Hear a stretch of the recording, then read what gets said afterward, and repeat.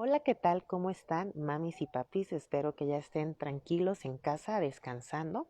Vamos a platicarles un poquito sobre un tema que es bastante interesante, el famoso mal de orín.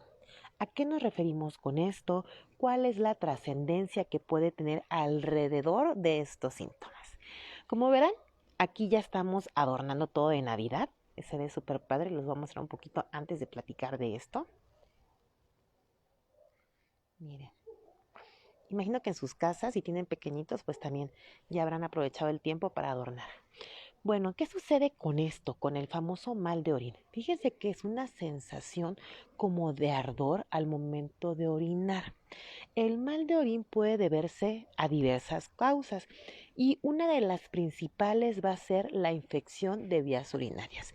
Es importante que nosotros tomemos en cuenta que una alteración en el examen de orina o unos síntomas al momento de orinar no siempre va a ser asociado a una infección, porque en muchas ocasiones han llegado pacientes conmigo a consulta que ya habían sido tratados en muchas ocasiones por otros médicos y que recurrentemente habían utilizado antibióticos y antibióticos ante el famoso mal de orina. ¿Y qué sucedía? Que tras un tiempo mejoraban, pasaban un par de semanas y los síntomas regresaban. ¿Qué sucede bajo estas circunstancias? Pues la situación es que entonces no es una infección como tal la que está causando la molestia, o si es que sí es una infección, hay algo en el organismo que está generando que el cuerpo se vuelva a reinfectar. Entonces, nosotros cómo podemos saber como tal si es una infección, pues va a depender mucho de la edad del paciente. Por ejemplo, los menores de 2 años incluso solamente pueden presentar como síntomas fiebre. Siempre que nuestros pequeñitos tengan fiebre sin un foco infeccioso aparente, es decir, que no tengan gripa, que no tengan diarrea, pero que esté la fiebre persistente y que no podamos asociarlo a nada, es muy importante que realicemos un examen de orina siempre acompañado de un urocultivo. En los niños mayores y en los adultos, la infección de vías urinarias sí ya va a tener un patrón más característico. ¿Qué sucede? Pues hay un poquito de ardor al orinar, una frecuencia de estar orinando y cuando orinas sientes como que no alcanzas a vaciar por completo la vejiga, como que te quedas con ganas y vuelves a orinar después. Son parte de los síntomas. En un grupo medio de edad, más o menos entre 4 y 6 años, incluso a veces entre 4 y 12 años, también se puede acompañar de fiebre. Entonces, lo primero es realizar examen de orina acompañado de urocultivo. Si resulta que nosotros hacemos estos estudios y descartamos por completo la infección, es importante que ustedes sepan, porque hemos platicado en otras ocasiones, que hay una enfermedad en la cual el riñón puede orinar calcio de una manera excesiva y esto puede generar una molestia al orinar. No siempre hay una sintomatología, pero puede generarlo. Ahora, las personas que están formando tierrita, la famosa tierrita o las piedritas en el riñón, cuando todavía esta piedra no tiene un tamaño muy grande o cuando la tierrita apenas se está formando, al momento de salir puede ser muy incómodo y puede ser doloroso y genera una sensación como de ardorcito. Entonces, esta es otra causa por la cual podemos tener el famoso mal de orina. Esto también se los comento porque es importante que no estemos solamente apegados al uso de antibióticos y antibióticos, porque si el origen es algo más, obviamente es como ponerle un parchecito al problema. Ahora, ¿qué sucede cuando nosotros nos infectamos de manera recurrente de las vías urinarias? Lo primero es estadificar el grupo de edad del paciente.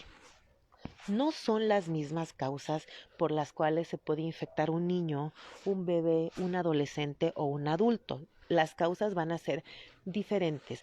¿Cuál es un foco de alarma? Que un pequeño menor de 1 o 2 años presente infecciones urinarias. No siempre la realización del ultrasonido va a estar implícita ante el primer evento de infección.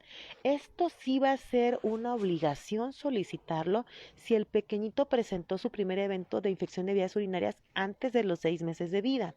¿Por qué? Porque Obviamente es un dato de alarma que nos está diciendo que probablemente algo venía mal desde el momento de nacer y que la infección de vías urinarias más que nada fue como el síntoma pivote que nos hace voltear a buscar alguna otra alteración. Entonces es muy importante esta parte. Dentro de los pequeños menores de 4 años que tienen infecciones urinarias recurrentes, ya más de un episodio, sí es importante realizar el ultrasonido. Y siempre que hagamos examen de orina, nosotros tenemos que pedir urocultivo. En primera, tenemos que saber ante qué bacteria nos estamos enfrentando. La bacteria más común que se presenta en las infecciones de vías urinarias es la famosa E. coli, Escherichia coli, que esta bacteria de manera normal se encuentra en el colon. Nosotros la podemos encontrar en la popó y ahí no pasa absolutamente nada. Si se encuentra otra bacteria en el urocultivo, pues hay que ver de dónde vino. Y esto también nos da pie para ver si vamos a necesitar un estudio de extensión. La segunda razón de importancia por la cual necesitamos un urocultivo es porque lamentablemente ante el uso indiscriminado de antibióticos, muchas bacterias ya se han vuelto resistentes, entonces el urocultivo nos puede mostrar a un costado el antibiograma, que es un resumen de con qué antibiótico, con toda la certeza del mundo, vamos a poder erradicar esa bacteria. Entonces siempre pídanlo juntos, urocultivo con antibiograma. ¿Qué sucede en los pacientes más grandes? Por ejemplo, vamos a hablar de los niños entre 4 y 12 años que empiezan con infecciones de vías urinarias recurrentes. Es muy poco probable, mas no es un hecho, que la causa de las infecciones recurrentes no sea una malformación. Y digo que es poco probable porque si así lo fuera, difícilmente no hubiera presentado un evento antes de los 4 años, hubiese presentado alguna manifestación antes. Entonces, una de las causas más importantes que tenemos que descartar es el estreñimiento. Ahora, tomen en cuenta que incluso sus hijos o ustedes mismos pueden evacuar todos los días y eso no significa en sí como tal que no estén estreñidos. Quien nos va a marcar muchísimo la pauta va a ser la consistencia de las evacuaciones. En algún post yo les puse e incluso en algún video de hace algunos meses yo les platicaba que nosotros podemos hacer uso de una escala llamada escala de Bristol. Esta la podemos googlear. Pónganle Google escala de Bristol y entonces van a venir 7 números con 7 formas diferentes de heces, de popos. Si nosotros vemos la escala de Bristol, el tipo 1, son bolitas, como decimos nosotros, haces popó como si fueras borreguito. Entonces, si tú o tus hijos o alguien en tu familia está evacuando con bolitas, es decir, Bristol 1, inclusive aunque te evacúe todos los días, eso ya se considera un estreñimiento. Ahí vienen las fotos, las imágenes en dibujos de cómo son los tipos de popó para que sea más fácil que nosotros lo identifiquemos. Inclusive, uno de los Bristols, el Bristol 5, es como una popó previa a la diarrea y es causada por una deficiencia de fibra. O sea, a lo mejor nosotros pudiéramos decir, bueno, es que es diarrea, que tiene que ver con una deficiencia de fibra, pero así es. Entonces, el estreñimiento es algo a lo que le tenemos que prestar mucha atención, que evacúen todos los días y no solo eso, sino la apariencia de la evacuación. A veces me dicen los pacientes adolescentes o algunos adultos que he visto, es que no sé cómo es la evacuación porque le bajé al baño. No. O sea, es importante que nosotros veamos cómo estamos evacuando y es importante que nosotros veamos también al momento de orinar cómo lo estamos haciendo porque eso nos va a dar una pauta para saber por lo menos que de manera macroscópica, es decir, visual, las cosas estén bien de entrada. Porque como platicábamos ayer, hay ciertas enfermedades en las cuales visiblemente todo aparenta estar bien, pero ya lo ponemos en un microscopio y resulta que hay alteraciones. Entonces, este famoso mal de orín puede deberse tanto a infecciones urinarias, puede deberse a producción de calcio en exceso en la orina, puede deberse también a la producción de tierrita en el riñón que la están orinando o incluso puede ser un aviso de piedras en el riñón como tal. Recuerden, las piedras en el riñón de manera inicial puede que no les den síntomas hasta el momento que se muevan. Entonces son parte de los estudios que nosotros tenemos que hacer. Si ya es muy recurrente la infección de vías urinarias, vayan y realícense un ultrasonido renal y de vías urinarias. Siempre es muy importante que nosotros le echemos un ojito a la vejiga. Todos los datos son importantes y los pacientes se tienen que individualizar. A veces me mandan mensajitos preguntándome cosas muy específicas de los pacientes en la página, pero es importante que ustedes sepan por eso la trascendencia de una consulta, porque podemos ahondar en específico el padecimiento del paciente, podemos revisarlo, porque como les platicé ahorita muy general, o sea, las causas van a depender de entrada de la edad del paciente, del comportamiento del paciente, de los estudios con los que llega el paciente. O sea, no es como que todos tengan como el mismo abordaje.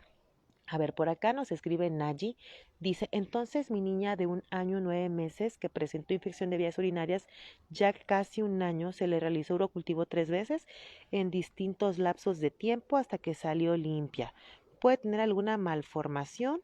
Ya que desde ese episodio no le ha dado infección.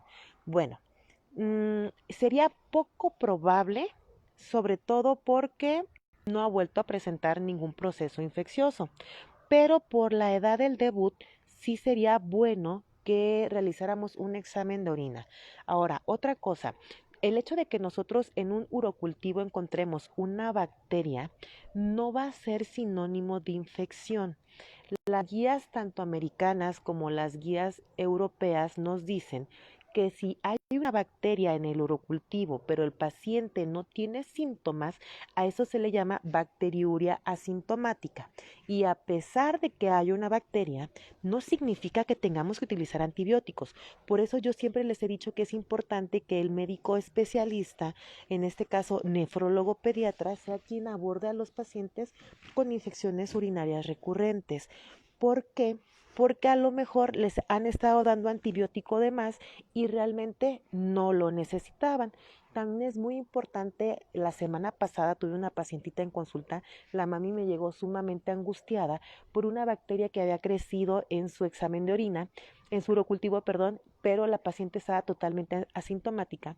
Y analizando la situación descubrimos que había sido una contaminación de la muestra.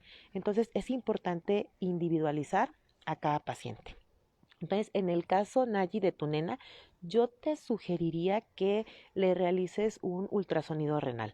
Ahora, otros datos de alarma importantes que tenemos que considerar van desde el nacimiento. Por eso una consulta es importante porque nosotros nos vamos a todos los antecedentes. Todo bebé que nace con poco líquido, a eso se le conoce como oligohidramnios y es un dato de alarma el cual nos hace solicitar, tras pasar 72 horas de vida, un ultrasonido, porque desde ahí nos están avisando la posibilidad de que algo no venga bien con el riñón de nuestros bebés.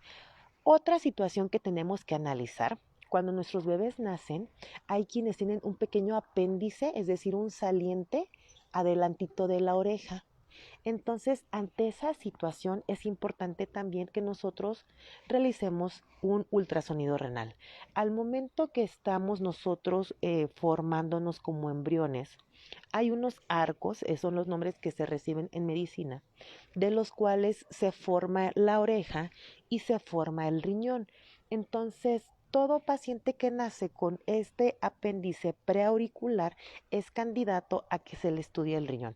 Entonces, es importante saber, Nayi, en el caso de tu nena, si hay algún factor predisponente alrededor del nacimiento, alguna asociación heredofamiliar que nos pueda orientar si algo viene mal o no. Pero la sugerencia es esta. Entonces, recuerden, yo ayer les comentaba que de manera rutinaria nosotros tenemos que hacer un chequeo a nuestros pequeños, aunque no tengan factores de riesgo a partir de los 2 años. Un examen de orina, que es un estudio muy sencillo, no es doloroso, es muy económico, nos puede abrir las puertas y la visión a muchas enfermedades que van a estar ocultas. Ahora también recuerden que con un examen de orina no podemos ver todo. En realidad en el examen de orina hacemos un tamizaje muy general, pero inclusive puede haber una afectación renal y el examen de orina estar normal. ¿Quiénes nos van a marcar las pautas? Pues los factores de riesgo, el comportamiento de cada paciente. Entonces, échense mucho ojito a sus hijitos, echen mucho ojito a ustedes si tienen factores de riesgo, porque pueden tener una enfermedad silenciosa. Elvira por acá nos dice, buenas noches, ¿la fimosis tiene relación con infección de vías urinarias? Sí, de hecho sí. Antiguamente, yo lo he comentado en otros videos, se recomendaba de manera rutinaria hacer los famosos ejercicios de prepucio. Incluso muchos pediatras lo recomendaban. A lo largo del tiempo y los estudios que se han realizado, se ha visto que nosotros debemos permitir que de manera natural el prepucio baje. Y tenemos incluso hasta los 4 años para que el 90% de los niños retraigan por completo su prepucio, e incluso un muy pequeño porcentaje de niños después de los 4 años pueden estar sin retraer por completo y ser normal siempre y cuando no haya un proceso infeccioso de vías urinarias o infección en el pene. Entonces, en relación a tu pregunta, Elvira, sí. Si tu pequeño tiene infección de vías urinarias recurrentes y es menor de 1 año o mayor de 1 año, pero tiene fimosis, este sí puede ser un criterio de circuncisión porque hay una alta posibilidad que la fimosis sea la causante de la infección. Hay muchas personas que de manera rutinaria, sin que en realidad haya una situación religiosa, toman la decisión de realizar la circuncisión a sus hijos. Yo les puedo decir que tiene muchísimos beneficios. No siempre es necesario esperarte a ver si cumple criterios de circuncisión o no. Es más como una elección, porque la circuncisión desde el nacimiento te va a evitar muchos problemas a futuro en tu pequeño, como infecciones urinarias, disminuye el riesgo de enfermedades de transmisión sexual. Incluso hay artículos que dicen que disminuye el riesgo de contagio del VIH. Entonces yo les puedo decir de manera general que yo sí recomiendo que se realice la circuncisión, no tanto por un criterio médico de que está mal y tienes que hacerlo, no, como una situación preventiva. Entonces, Elvira, sí, esta puede ser una causa de infección de vías urinarias. Mel, mi niño fue intervenido por valvas de uretra posterior a los 40 días de vida y se le hizo vesicostomía y ureterostomía y luego se le corrigió con 2 cirugías más. Por más que esté controlado, es paciente renal crónico por tomar medicación. Ok, te explico. Las valvas de uretra posterior, fíjense que es una malformación que se presenta en los bebés varones desde que están en la pancita de la mamá. Para cuando nacen, ellos ya traen esta malformación varios meses desde que estaban en la pancita. Entonces, esos riñones ya nacen sumamente lastimados. Pues el bebé nace con unos riñones ya con daño. La gran mayoría de los pacientes que tienen valvas de uretra posterior al momento de nacer ya tienen un daño renal crónico, incluso estadio 4. Recordemos que son 5 escalones los que nos hablan de la enfermedad renal y el quinto estadio es el que te dice que la capacidad de función que tiene ya no es suficiente y que entonces necesitamos una terapia sustitutiva renal. Todo paciente que nace con valvas de uretra posterior que no fue intervenido intraútero, porque déjenme decirle que ya se pueden operar a los bebés incluso antes de nacer de esta patología, desde que nacen ya tienen un daño crónico, pero es más por el tiempo que estuvo la malformación en su cuerpo. Ahora, las valvas de uretra posterior, de hecho, es una urgencia urológica, es la principal urgencia urológica en el recién nacido y es de los criterios por los cuales el ultrasonido se tiene que hacer al momento del nacimiento y el siguiente estudio, que es un estudio de la sondita que se llama uretrocistograma, se tiene que hacer a más tardar en las 48 horas de vida, si es que no en las 24, porque el paciente se tiene que estar operando ya, en cuanto nace. Entonces sí, ya quedan con un daño renal crónico. A ver, ¿qué medicación tiene que tomar? Pues va a depender mucho del estadio en el que esté. De los 5 escalones en el cual el riñón deja de funcionar, conforme mayor sea el daño y menos función tenga, pues menos cosas va a poder hacer y mayor medicación va a ocupar. Pero, por ejemplo, si está en un estadio 3, probablemente en ese momento a lo mejor no requiera medicación porque el riñón esté compensando.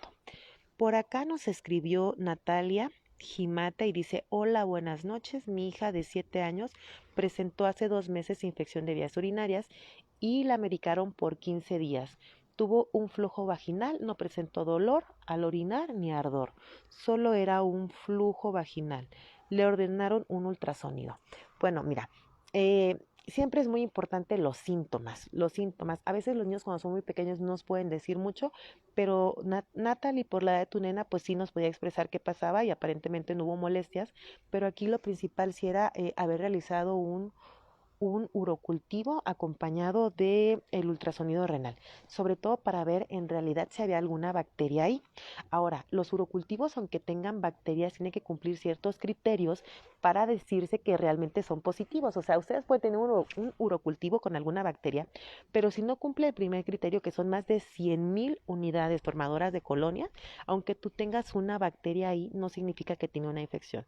Entonces, bueno, lo que comentaba hace ratito, recuerden siempre realizar el urocultivo y en este caso, pues sí, no estaría de más que realizáramos el ultrasonido renal.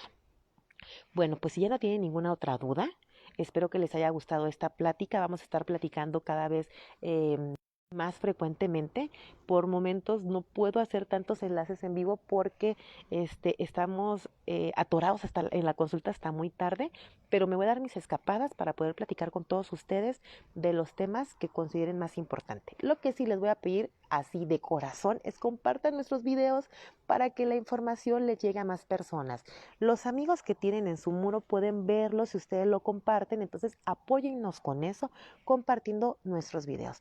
Les deseo que pasen una muy bonita noche, espero haber aclarado sus dudas y nos vamos a estar viendo muy pronto.